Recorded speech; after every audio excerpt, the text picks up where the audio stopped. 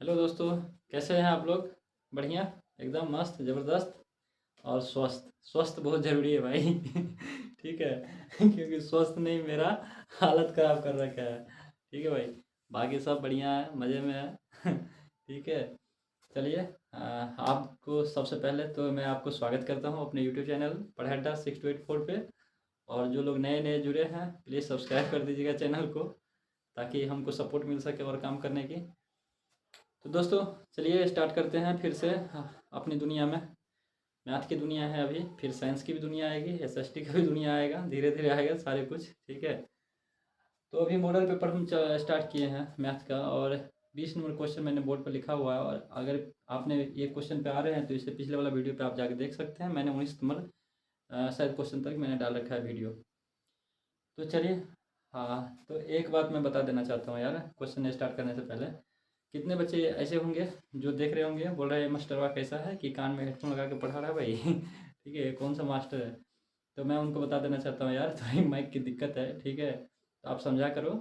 इससे रिकॉर्ड बढ़िया हो रहा है, आवाज़ थोड़ा सा फ्रेश आ रहा है, तो मैंने लगा रखा है। बाकी कोई ऐसा नहीं कि गाना वाना सुन रहा हो। हाँ, सुनता हूँ। जब फ्री टाइम होता हो तो गाड़ी में सुनता हूँ ज़्यादातर के। चलिए, 20 नंबर क्वेश्चन भाई, कि अपने पास एक द्विघात बहुपद दे रखा है और शून्यक निकालना है। ठीक है, सॉरी, शून्यक दे ही रखा है अपने को, बी और सी का मान निकालना है। तो बी और सी देखते ही सबसे पहले दिमाग में आना चाहिए, द्विघात समीकरण दे रखा है तो सबसे पहले ये आना चाहिए कि बी और सी कहाँ पे आता है। जब आपने द्विघात बहुपद पढ़ा होगा स्कूल में, तो वहाँ पे ना एक शून्यकों का योगफल पढ़ाया गया होगा और शून्यकों का गुणनफल पढ़ाया होगा। तो उसमें ना बी और सी ए आता है। ठीक है, मतलब कि उसका फॉर्मूला मैं लिखाऊंगा, तो वहां से आपको लगेगा कि यार ये कहीं ना कहीं ऐसे तो शून्य दे ही रखा है, तो मतलब ये किसका मान दे रखा है? अल्फा का।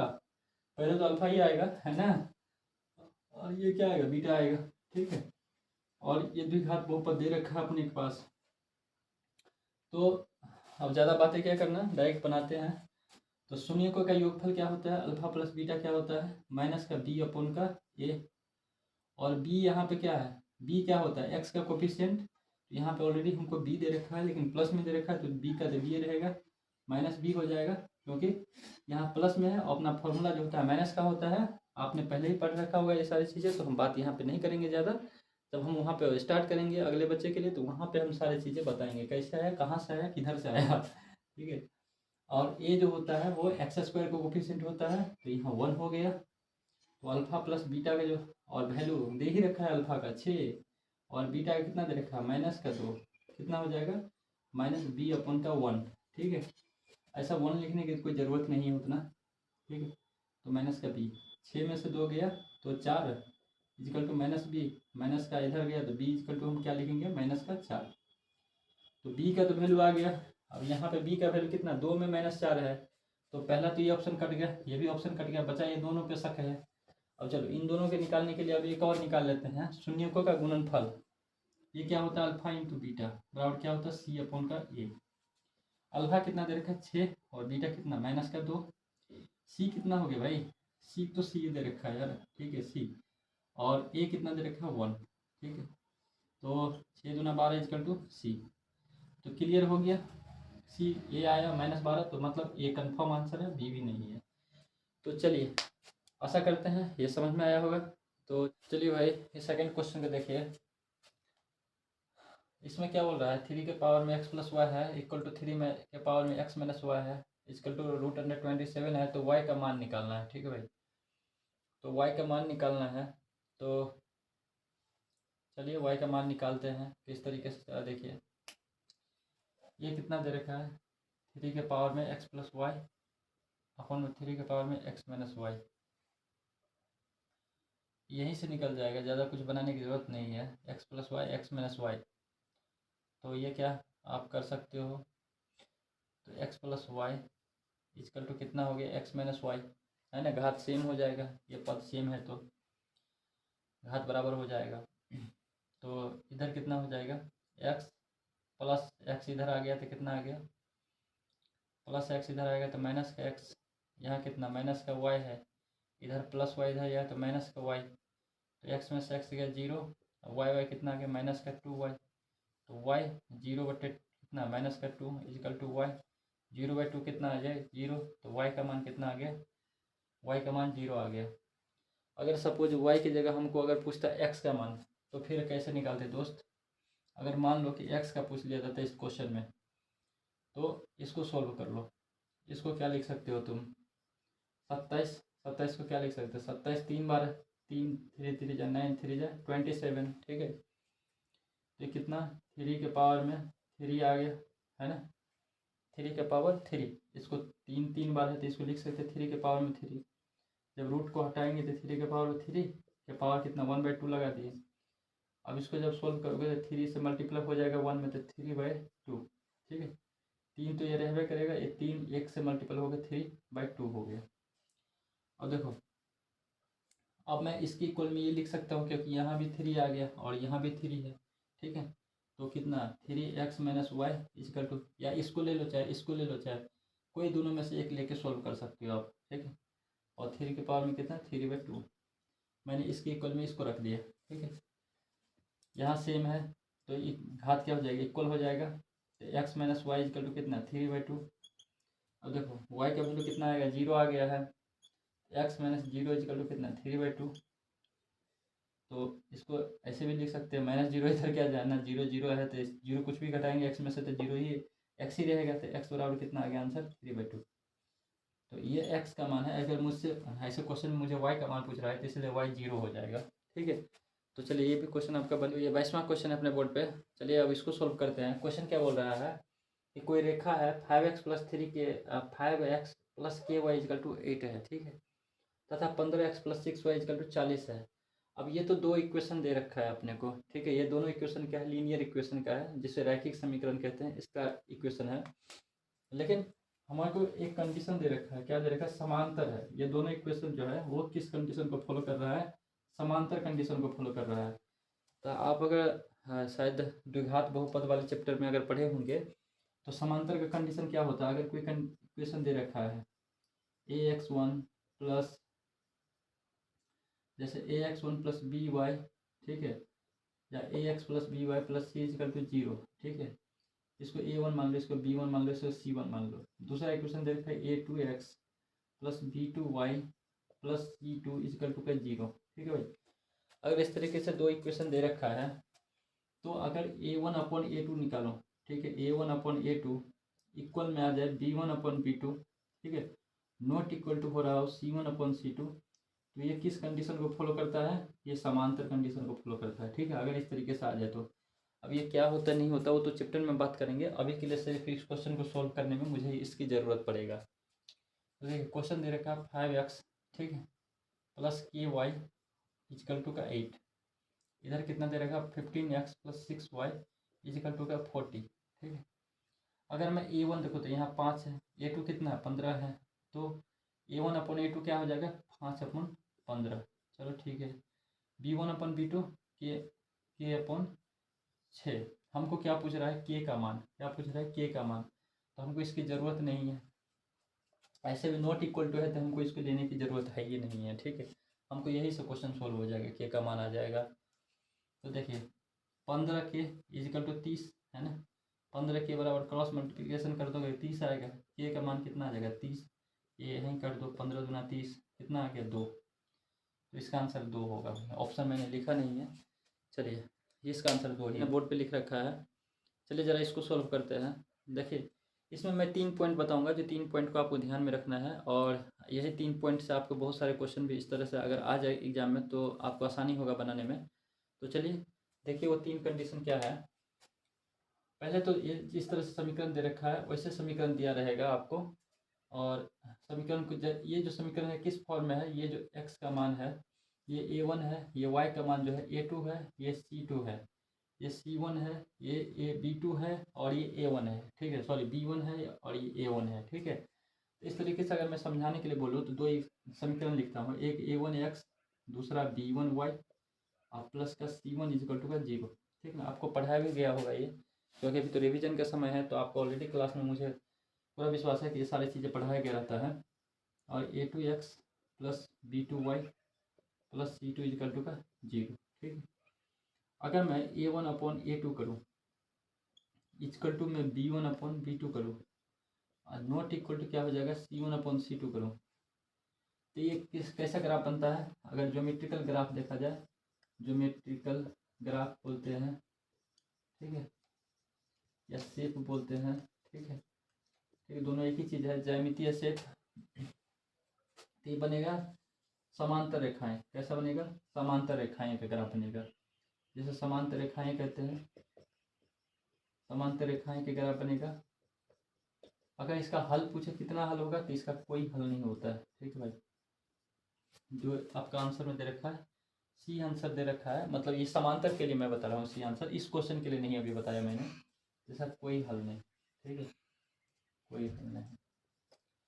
अब देखो पहला कंडीशन ये रहा, दूसरा कंडीशन क्या देता है, अगर A1/A2 रहे इक्वल टू में अगर B1/B2 रहे इक्वल टू में अगर C1/C2 आ जाए, ठीक है, अगर सारे A1/A2 करूँगा तो मान लीजिए 1/3 आए, B1/B2 क्या है वो भी 1/3 आ जाए, और C1/C2 क्या है वो भी 1/3 आए, मतलब सभी मान जो है बराबर आ जाए, तो ऐसे कंडीशन को क्या नाम दिया जाता है, इसको कहते हैं समपाती। समपाती क्यों कहते हैं, इसका जब ग्राफ बनेगा, जैसे एक मैंने ग्राफ बनाया और एक लाइन में एक रैखिक समीकरण का इस तरह से ग्राफ बना मान लो, दूसरा का भी उसी के ऊपर में क्या करता है, ओवरलैप करता है, मतलब समपाती मतलब एक लाइन के ऊपर में ही दूसरा लाइन भी लाई करेगा, सारे के सारे पॉइंट, ठीक है, तो इसका ग्राफ इसीलिए इसको कहते हैं समपाती, क्या कहते हैं, समपाती दिखाएं, इसका बनेगा, ठीक है। अगर इसका हल की बात किया जाए तो समपाती है तो मतलब अनगिनत हल हो जाएगा इसका, ठीक है, तो जैसे बी दे रखा है तो समपाती वाला में क्या लगाना, अनगिनत हल, अनगिनत हल, ठीक है। चलो अगर तीसरा पॉइंट जो आपको याद रखना है, ध्यान रखना है, वो है अगर A1/A2 में अगर पहले वाला में A1/A2 equal to note B1/B2 आ जाए, मतलब A1/A2 के नॉट इक्वल टू B1/B2 आ जाए, तो ये जो होता है ये किसके बारे में बताता है, प्रतिच्छेदी के बारे में बताता है, किसके बारे में, प्रतिच्छेदी रेखाएं के बारे में, ठीक है। इसका ग्राफ कैसा बनेगा, प्रतिच्छेद मतलब इस तरह से आएगा और एक लाइन इस तरह से खींचे, दोनों एक ही पॉइंट पे क्या करेगा, प्रतिच्छेद करेगा, ठीक है भाई। तो ये है प्रतिच्छेदी का, इसमें हल कितने होंगे, तो जो आपका क्वेश्चन का आंसर भी है इसमें केवल और केवल एक ही हल होंगे, ठीक है। चलो निकालेंगे भी ऐसे, केवल कितना, एक हल होते हैं, केवल एक हल होंगे, ठीक है।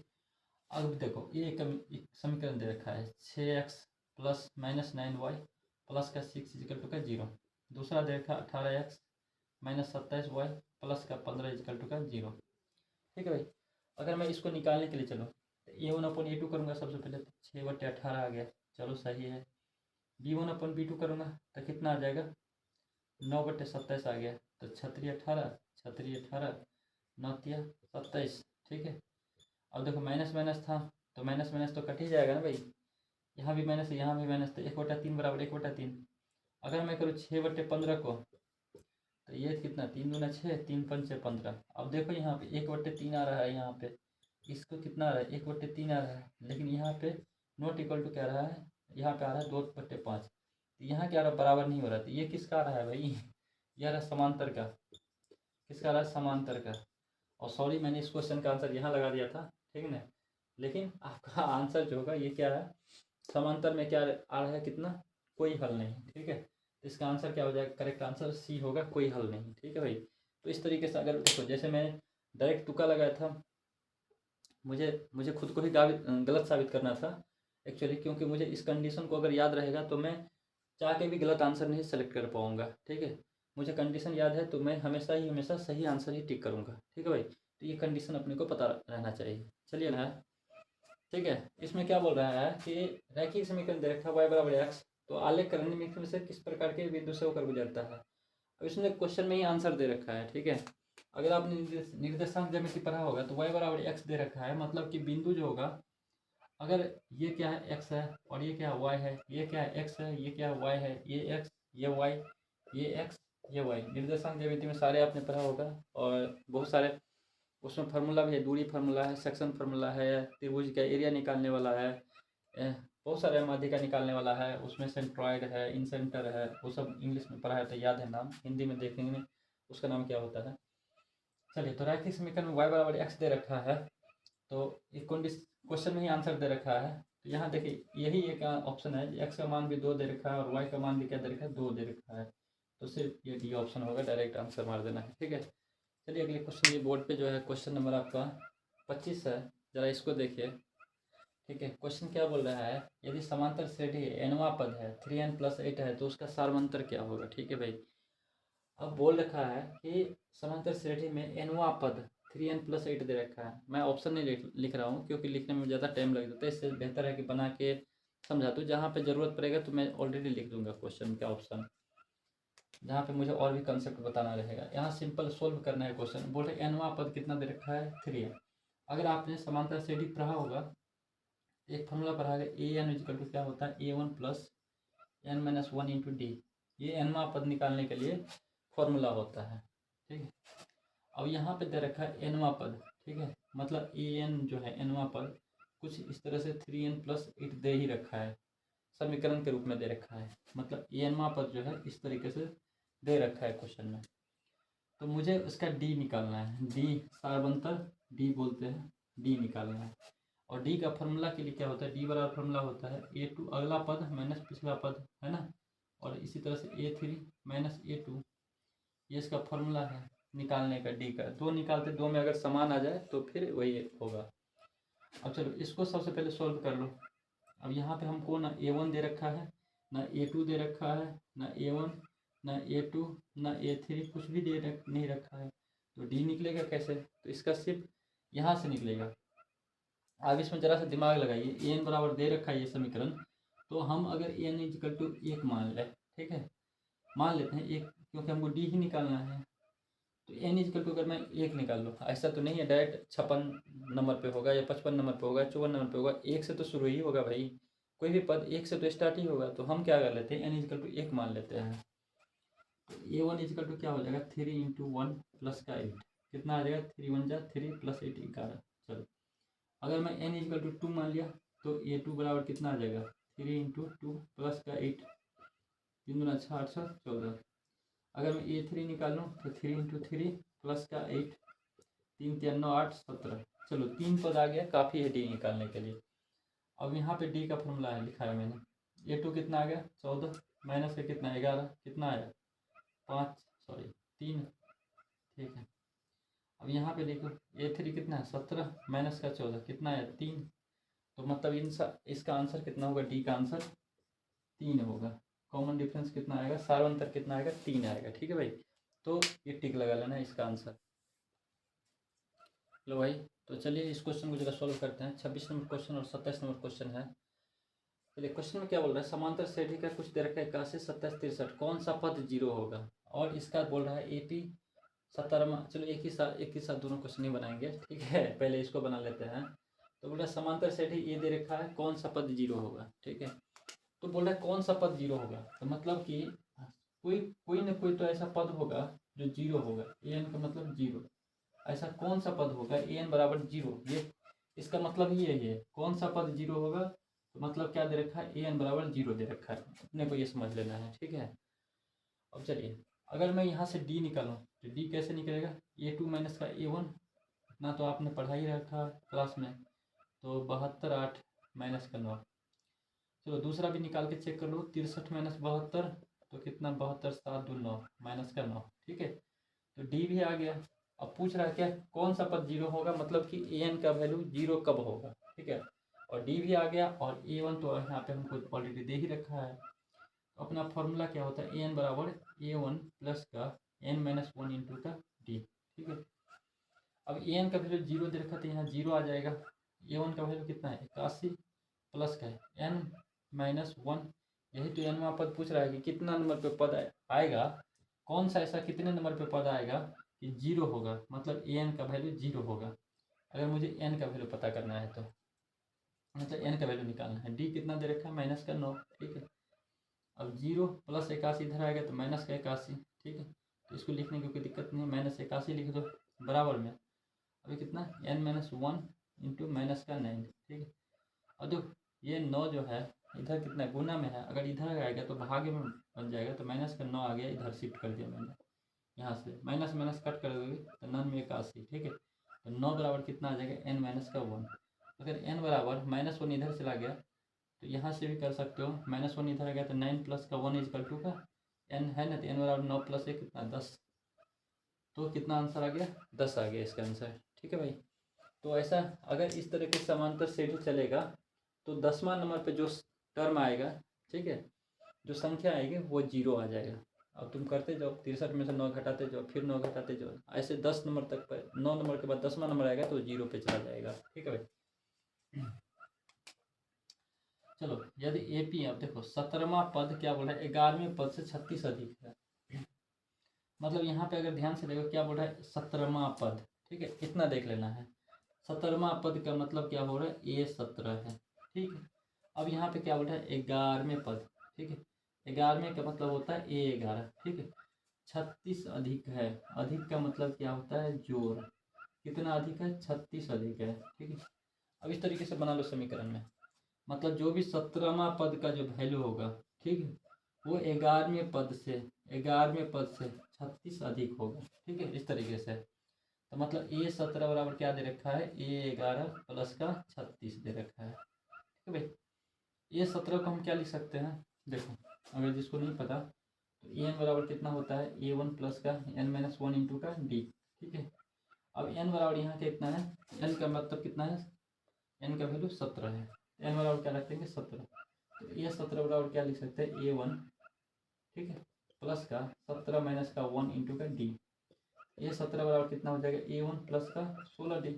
ठीक है। तो कभी भी हम अगर A17 का मान पूछे तो 1 घटा लेना, 17 में से 1 गया 16, तो A17 को हम क्या लिख सकते हैं, A1 प्लस का 16d। ठीक है भाई, देखो यही आएगा। इसी तरह से A11 पूछे तो कितना लिखना है, A1 प्लस का 10 में 11 में से 1 घट गया 10d प्लस का कितना 36। ठीक है।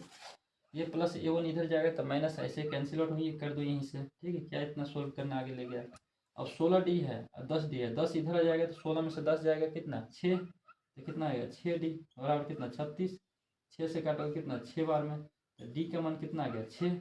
और शायद आपको सार्वंतर ही पूछ रहा था तो d का मान ही पूछ रहा था, तो इसका आंसर d बराबर कितना 6, और यही आपका आंसर है। ठीक है भाई।